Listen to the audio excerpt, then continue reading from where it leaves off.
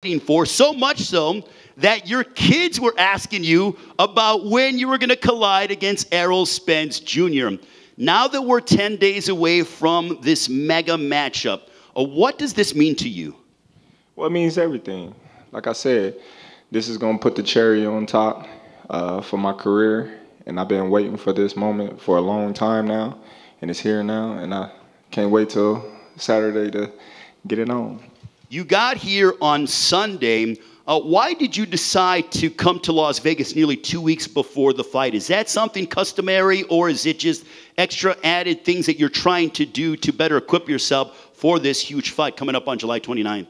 No, just, come get used to the heat, get used to the atmosphere, everything. So come fight night, we be 110% prepared. My final question before I turn it over to the medium.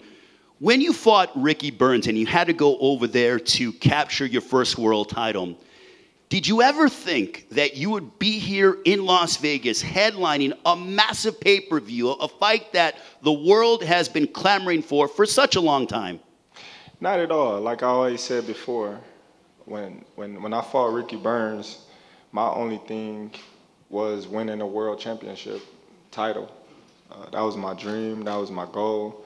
And I succeed that one night, and the rest is, extra credit. All right now I'm going to turn it over to the media for questions. Raise your hand, ask your question, wait for the microphone to come to you, and we will go ahead and ask questions to the reigning WBO welterweight champion of the world, Terence "Bud" Crawford.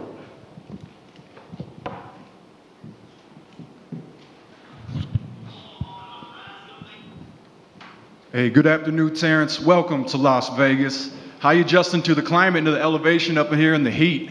Oh man, I'm adjusting real good. It's just dry heat. Back in Omaha, it's real humid. So that's one thing that you got to adjust to.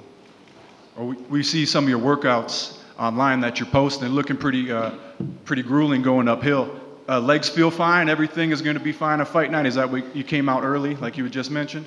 Oh no, I ain't worried about my legs or anything else. I'm 100%, 110% prepared. Sam Gordon, Las Vegas Review-Journal. Terence, welcome to Las Vegas. Historically, the welterweight division has been one of the most important in boxing. How do you view the legacy of the division as it pertains to boxing history, and why are fights like this important in moving it forward? Well, I think the welterweight boxing had a lot of great fights in the past, and this is going to be a great fight next Saturday. And I think there's a bright future for the welterweight division in the near future as well, with a lot of great talent coming up the rankings, a lot of fighters coming from 140 to 147. So I think the welterweight division is still a hotbed. Cynthia Conte from Best Women's Boxing Show, period. Terence Crawford, a lot of people have been mentioning this fight is a throwback fight. It could be a Hack Hearns. Do you agree? And if you don't agree, what fight would you compare it to?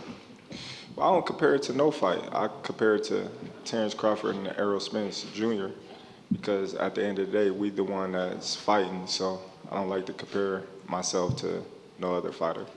And in All Access episode, Derrick went there and said, "Mama, don't bring your dancing shoes." What did your mom say to that? Oh, she definitely bringing her thing. That's one thing she definitely gonna do. So we're not worried about what he talking about. All right.